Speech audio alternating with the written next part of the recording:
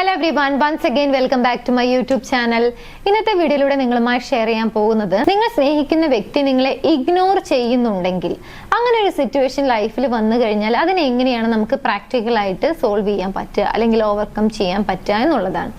പലപ്പോഴും ഇങ്ങനെയുള്ള സിറ്റുവേഷൻസിൽ വരുന്ന സമയത്ത് ഓരോ ആളുകളെയും ഇത് ബാധിക്കുന്നത് അല്ലെങ്കിൽ അവരെ എഫക്റ്റ് ചെയ്യുന്നത് പല രീതിയിലായിരിക്കും. ഇപ്പൊ ഇമോഷണലി നിങ്ങൾ ഒരുപാട് കണക്റ്റഡ് ആയിട്ടുള്ള ഒരു വ്യക്തി അല്ലെങ്കിൽ നിങ്ങൾ വളരെ അറ്റാച്ച്ഡ് ആയിട്ടുള്ള ഒരു വ്യക്തിയാണ് നിങ്ങളെ ഇഗ്നോർ ചെയ്യുന്നത് എന്നുണ്ടെങ്കിൽ സ്വാഭാവികമായിട്ടും ആ വ്യക്തിക്ക് വളരെയധികം വിഷമം നേരിടേണ്ടി വരും എന്നുള്ളതാണ്.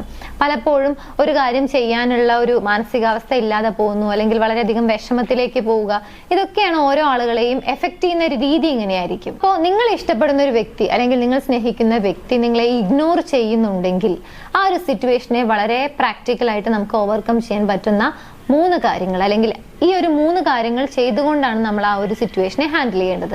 ഏതൊക്കെയാണെന്നുള്ളത് നോക്കാം. വീഡിയോയിലേക്ക് പോകുന്നതിന് മുൻപായി നിങ്ങളുടെ റിലേഷൻഷിപ്പിൽ നിങ്ങൾ എന്തെങ്കിലും പ്രശ്നങ്ങൾ നേരിടുന്നുണ്ടെങ്കിൽ, അതിനൊരു പ്രോപ്പർ സൊല്യൂഷൻ വേണമെന്ന് ആഗ്രഹിക്കുന്നുണ്ടെങ്കിൽ ധൈര്യമായി മുകളിൽ കാണുന്ന നമ്പറിലേക്ക് കോൺടാക്ട് ചെയ്ത് നിങ്ങളുടെ കേസ് എന്താണെന്ന് പറഞ്ഞു കഴിഞ്ഞാൽ അതിനുള്ള പ്രോപ്പർ ഗൈഡൻസ് നൽകുന്നതാണ്. വീഡിയോയിലേക്ക് പോകാം. ഒന്നാമത്തെ കാര്യം അവരോട് തുറന്ന് ചോദിക്കുക എന്നുള്ളതാണ്. ആക്ച്വലി എന്താണ്, വാട്ട് ഈസ് ദ മാറ്റർ, എന്താണ് കാര്യം? ഇഗ്നോർ ചെയ്യുന്നതിന് ഒരു റീസൺ ഉണ്ടായിരിക്കുമല്ലോ.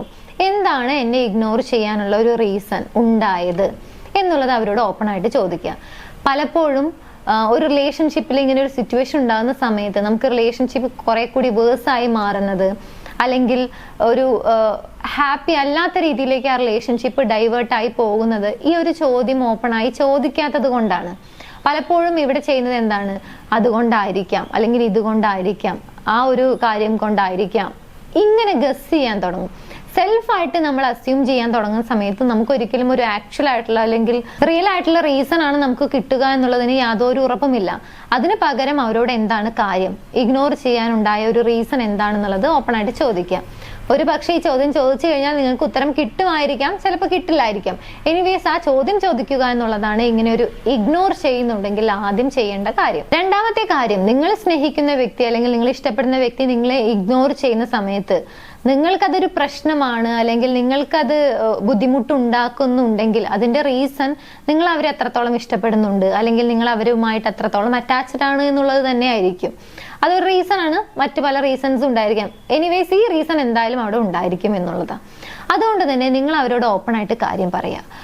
എന്നോട് സംസാരിക്കാതിരിക്കുന്ന സമയത്ത് അല്ലെങ്കിൽ എനിക്ക് മെസ്സേജ് അയക്കാതിരിക്കുന്ന സമയത്ത് അല്ലെങ്കിൽ എന്നെ വിളിക്കാതിരിക്കുന്ന സമയത്ത് അല്ലെങ്കിൽ എന്നെ കണ്ടിട്ടും കാണാത്ത രീതിയിൽ ബിഹേവ് ചെയ്യുന്നുണ്ട്, അതെനിക്ക് വളരെയധികം ബുദ്ധിമുട്ടുണ്ടാക്കുന്നുണ്ട്, അല്ലെങ്കിൽ അങ്ങനെ പെരുമാറുന്ന സമയത്ത് എനിക്കുണ്ടാകുന്ന ഫീലിങ്സ് ഇതാണ് എന്ന് പറഞ്ഞുകൊണ്ട് നിങ്ങൾക്ക് ഉണ്ടാകുന്ന ആ ഒരു ഫീലിങ്സ് അല്ലെങ്കിൽ നിങ്ങൾക്കുണ്ടാകുന്ന ആ ഒരു വിഷമം നിങ്ങൾക്ക് കൺവേ ചെയ്യാവുന്നതാണ്.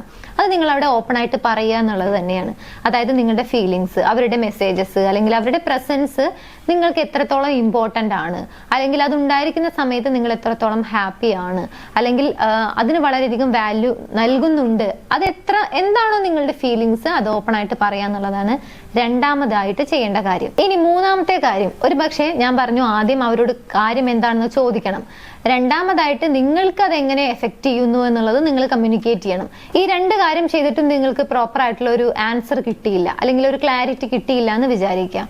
അപ്പൊ മൂന്നാമതായി നിങ്ങളൊന്ന് പോസ് ചെയ്യുക, എന്നിട്ട് ജസ്റ്റ് നിങ്ങൾ തന്നെ ഒന്ന് ചിന്തിച്ച് നോക്കുക എന്തായിരിക്കും എന്നുള്ളത്. ഒരു പക്ഷെ നിങ്ങൾക്ക് അതിനൊരു ആൻസർ കിട്ടിയേക്കാം. ഒരു പക്ഷെ നിങ്ങളുടെ ഭാഗത്തുള്ള ഒരു മിസ്റ്റേക്ക്, എന്തെങ്കിലും കാര്യം പറഞ്ഞതിലോ അല്ലെങ്കിൽ എന്തെങ്കിലും കാര്യം ചെയ്തതിലോ ഒക്കെയാണ് അവർക്ക് ആ ഒരു വിഷമം ഉണ്ടായിട്ടുള്ളത്. അതിന്റെ പേരിലാണ് അവർ നിങ്ങളെ ഇഗ്നോർ ചെയ്യുന്നത് എന്നുണ്ടെങ്കിൽ നിങ്ങൾക്ക് മേ ബി അത് ഫൈൻഡ് ഔട്ട് ചെയ്യാൻ പറ്റുമായിരിക്കും. ഇൻ കേസ് നിങ്ങളുടെ ഭാഗത്ത് യാതൊരു വിധ മിസ്റ്റേക്കും ഇല്ല എന്നുണ്ടെങ്കിൽ വീണ്ടും വീണ്ടും അവരെ ചേസ് ചെയ്യാതിരിക്കുക, നിങ്ങളുടെ കാര്യം നോക്കി മൂവ് ഓൺ ചെയ്യാൻ ശ്രമിക്കുക.